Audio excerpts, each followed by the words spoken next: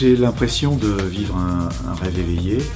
Je le dis souvent, éveillé parce que j'ai pas trop le temps de dormir.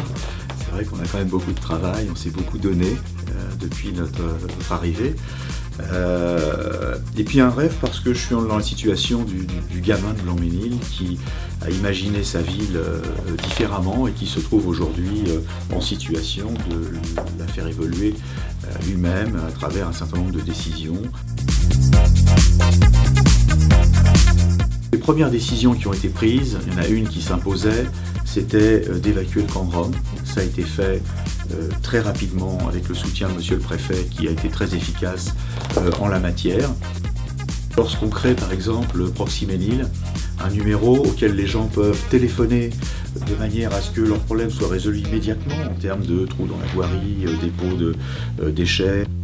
Lorsqu'on crée les navettes gratuites pour les personnes âgées, pour désenclaver un certain nombre de quartiers, on a un impact immédiat sur la qualité de vie de nos seniors qui hier ne sortaient pas de chez eux et qui aujourd'hui peuvent aller confortablement, à partir d'un simple appel en mairie, réserver leur navette. Lorsqu'on a créé Beachmenil, l'opération Beachmenil, la plage éphémère, on s'adresse vraiment à tout le monde, à toute la population, et notamment à ceux qui sont un peu plus défavorisés, qui n'ont pas les moyens de partir en vacances. On a reprogrammé le théâtre neuf. Aujourd'hui, les salles sont pleines la plupart du temps. Les gens n'hésitent pas à sortir de chez eux. Lorsqu'on a fait le marché de Noël, c'était une pleine réussite. On a entendu des chants de gospel. Les gens sont sortis de chez eux, sortent en famille. On voit les poussettes en centre-ville, on voit les poussettes dans les squares, au parc urbain. Et s'il y a une chose qui me donne satisfaction, c'est bien cela. Je pense qu'il faut redonner envie aux familles de sortir de chez elles et de vivre enfin dans cette ville. Il y a eu la création de la police municipale. C'était une vraie attente, c'est une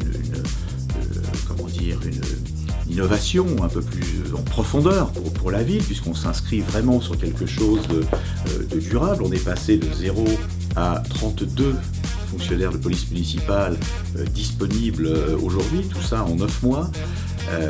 Aujourd'hui, la police municipale est en situation de travailler de 8h, de 7h le matin jusqu'à 1h du matin, c'est-à-dire de couvrir une large plage horaire, à la grande satisfaction de la population. On a une brigade équestre, on a une brigade canine, c'est-à-dire qu'on répond à toute la palette d'attentes de la population. Et l'effet immédiat, c'est qu'on a apporté une sécurité supplémentaire en ville.